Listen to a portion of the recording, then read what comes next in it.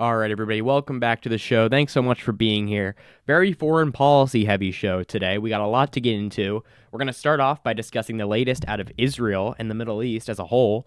We touched on it last week. Israel bombed Qatar. The reverberations from that are still continuing to unfold in front of us, so we'll get into that. Also, our Secretary of State and a bunch of U.S. lawmakers were back in Israel today for another big hug and kiss for the person who just bombed our ally, Qatar, and a country that holds U.S. troops. So we'll get into all this, what it all means, and why it's just continuously ridiculous, which always seems to be the case. So welcome back to the Quest for Clarity podcast. Americanism, not globalism. I am not a slave. I am a free citizen. There should be no Federal Reserve System. Only America first. End all of these wars. America is trying to play empire. We want everything released, and you're actively covering it up. It's not America first to be pushing our influence in areas where it shouldn't be. We're run by people that don't understand what they're doing and don't understand the ramifications of the policies they're enacting. That's an incredibly dangerous situation.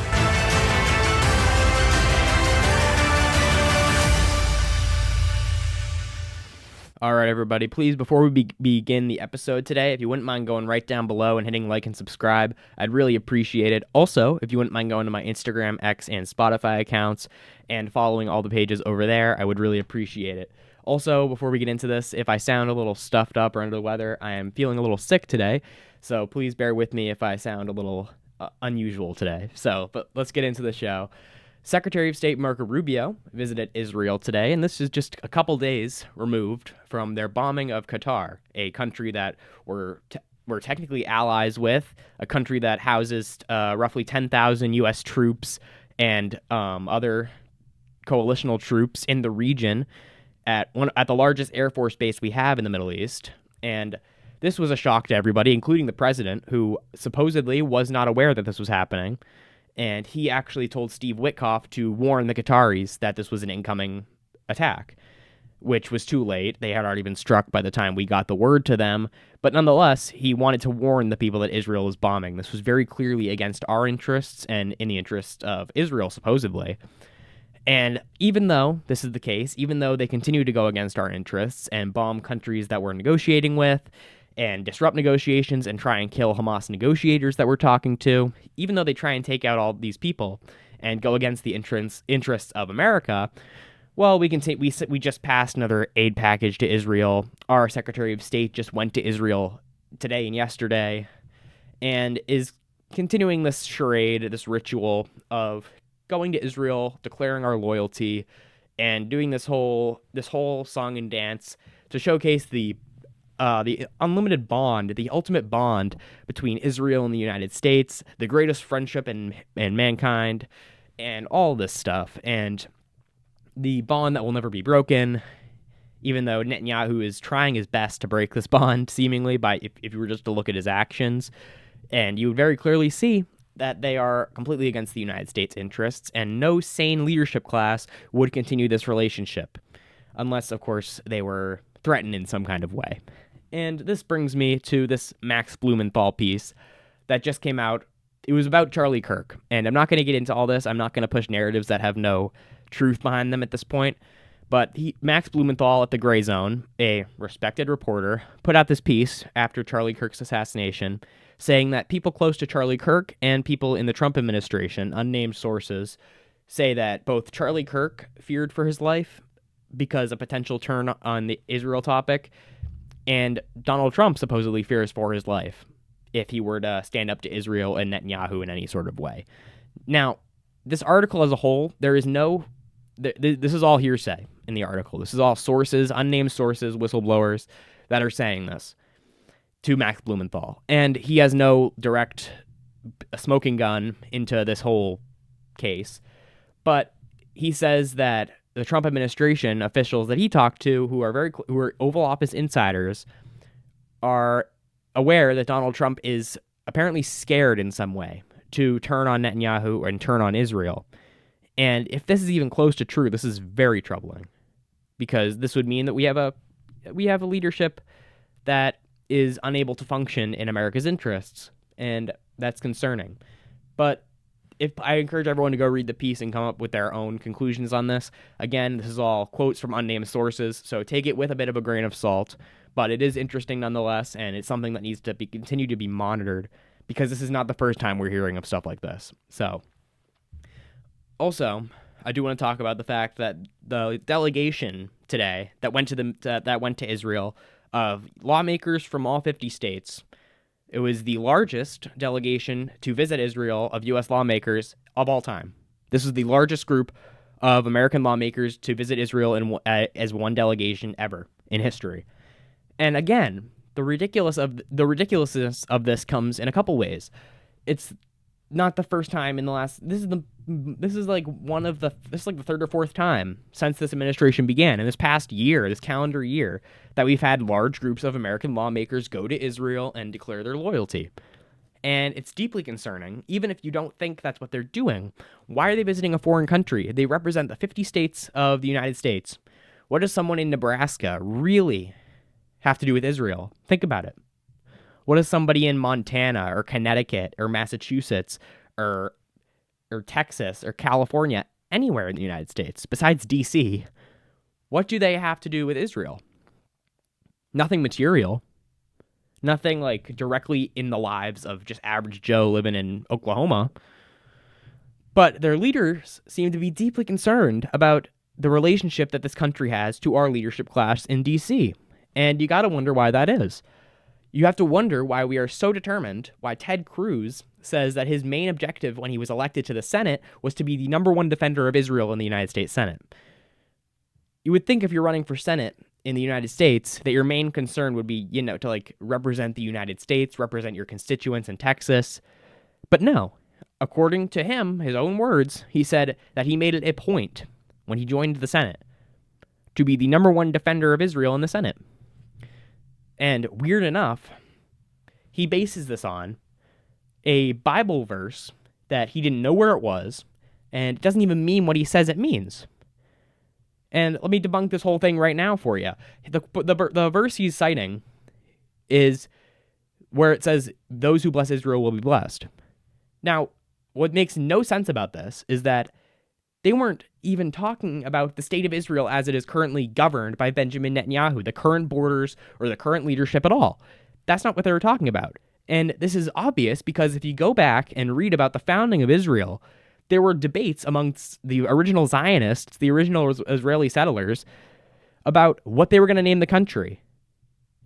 There was multiple different options on the table. Israel was not the only option on the table. So if it had been named one of these other countries, of these other names, then is the idea that this relationship would have been any different? If it was named something else and this Bible verse couldn't be cited to get religious people to get on board with this relationship? Is this verse essential to this relationship, or is that just what the senators and representatives are told to use when justifying this ridiculous relationship and the sending of your money to a foreign government that doesn't represent your interests and actively defies your country's interests? Is that what it is? Why are we lying? Why are we in the midst of a grand cover-up about the true intentions of this government? Why are we actively involved in this when they are bombing 7 countries in the past couple months in the Middle East, some of which house our troops, some of which we are actively involved in negotiations with to get their hostages out? Why are they doing this? Why are they sabotaging all of this? Why are they threatening to get involved in another war with Iran? When we all know the true motive there, they want regime change. Netanyahu has said it for years.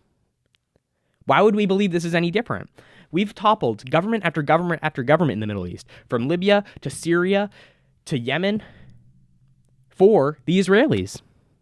We toppled Saddam Hussein in Iraq for the Israelis. We bought off Saudi Arabia and Egypt for the Israelis. And now we're supposed to believe that this one in Iran is for us? That we are the ones who benefit from Iran not having a nuclear weapon when they couldn't get it over here if they had one? They have no air force capable of delivering it to America.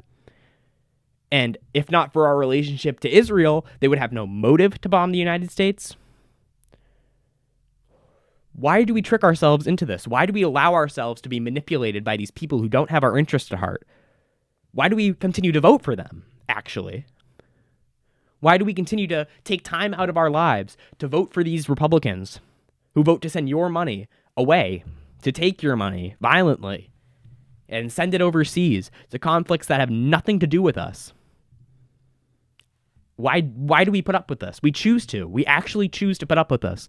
And we do it with a smile when we go out and vote for every R on the ballot, when every single one of them will go to send your money to a foreign country in a second.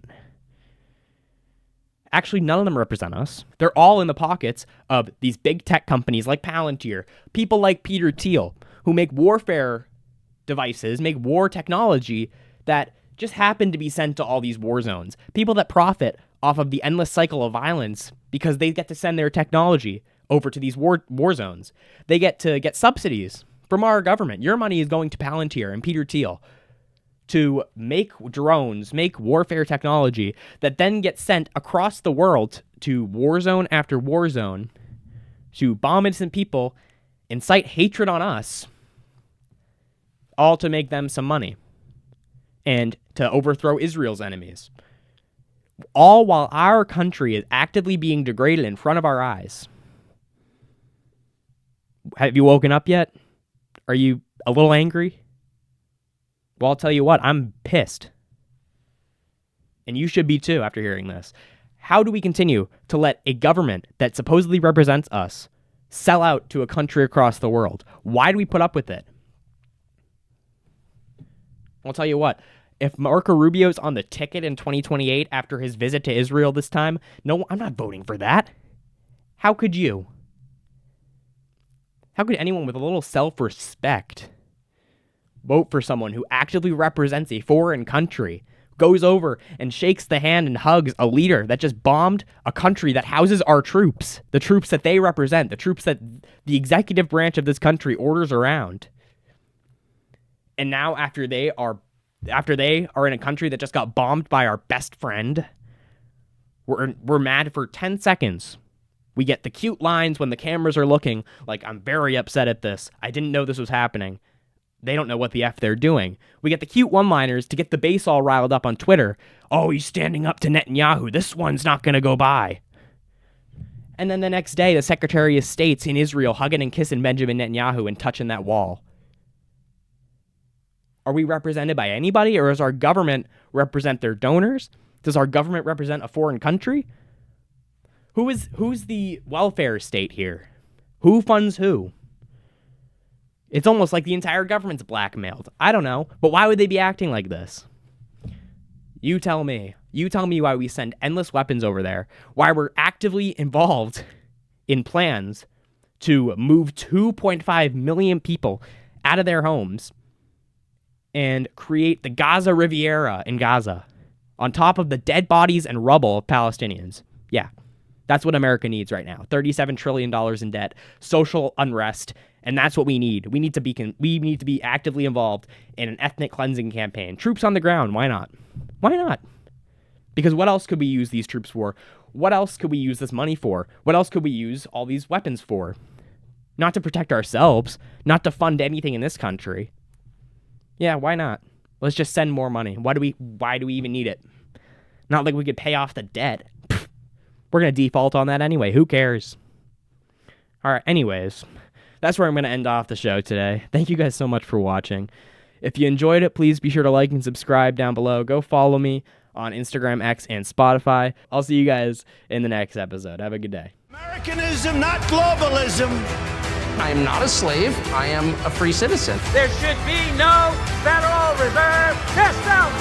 Only America first.